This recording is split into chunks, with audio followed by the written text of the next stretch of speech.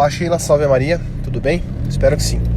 Bom, então em relação ao canto do período das catacumbas, a gente tem pouquíssimas informações, por uma razão que é bastante evidente.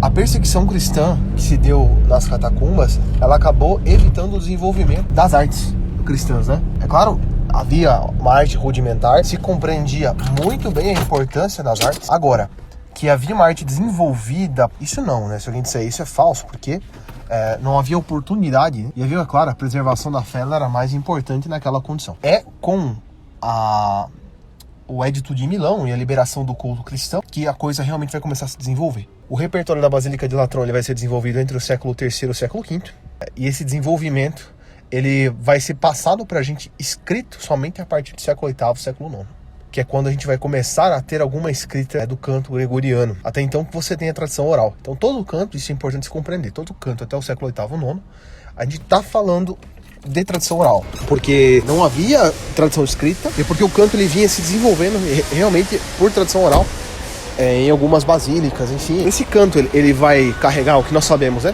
É que ele vai carregar muito daquilo que veio, é claro, da herança dos hebreus, porque afinal de contas a santa religião católica, ela nada mais é do que a continuação perfeita da religião do Antigo Testamento. Então não é uma outra religião a partir do judaísmo, é uma religião que desenvolve-se a partir dos hebreus, mas é a mesma religião, é a mesmíssima religião, a religião do Deus verdadeiro, né? Bom, então esse canto ele vai ser desenvolvido a partir do canto judaico, a partir do canto da teoria musical grega, principalmente a teoria pitagórica, né?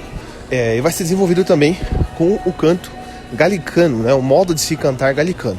Então esse é o essencial, ele vem desses três pilares, que é a teoria musical grega, a herança judaica, principalmente a herança sinagogal, e também a herança que vem dos galicanos. É com relação do Papa Gregório com Pipino que vai surgir a questão de unificar os cultos, né? Unificar o culto da região ali dos galicanos e da Galícia, né? E da região de Roma. Então, o que acontece? O imperador Pipino ele vai fazer uma visita ao Papa, vai ficar assim maravilhado com o culto e vai querer trazer aquilo para o seu reino, porque ele acredita que vai haver uma união ali mais forte, né, entre o reino,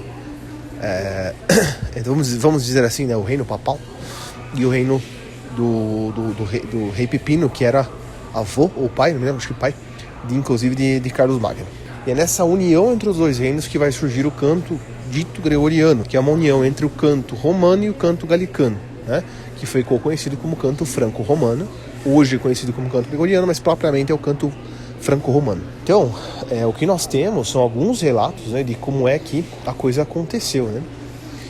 Houve uma fusão perfeita entre os dois, claro, né, com certos percalços pela questão humana mesmo dos cantores. Imagina um monge idoso de 70 anos que aprendeu a vida inteira na Galícia como cantar a missa e do nada, né, mudam o rito, mudam os cantos, ele tem que reaprender.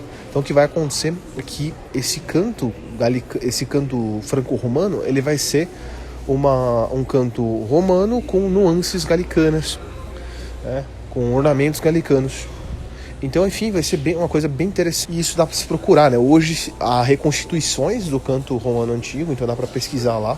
Roman Old Chant, Catholic Chant, em inglês ali, canto romano antigo católico. Vai aparecer lá uma reconstituição da coisa, então você vai conseguir perceber que parece-se muito, inclusive, com o canto oriental. Mas é isso, né? Resumindo assim, a gente tem poucas informações do canto mas a gente sabe que existia. Santo Agostinho mesmo, ele já vai falar muito bem sobre isso.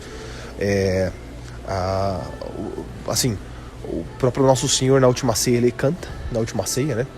Então a gente sabe que isso é uma tradição católica. O canto ele é católico, mas é claro, ele vai primeiro trabalhar os salmos, por exemplo, dos hinos cantados dos judeus, que é o hino que eles já tinham.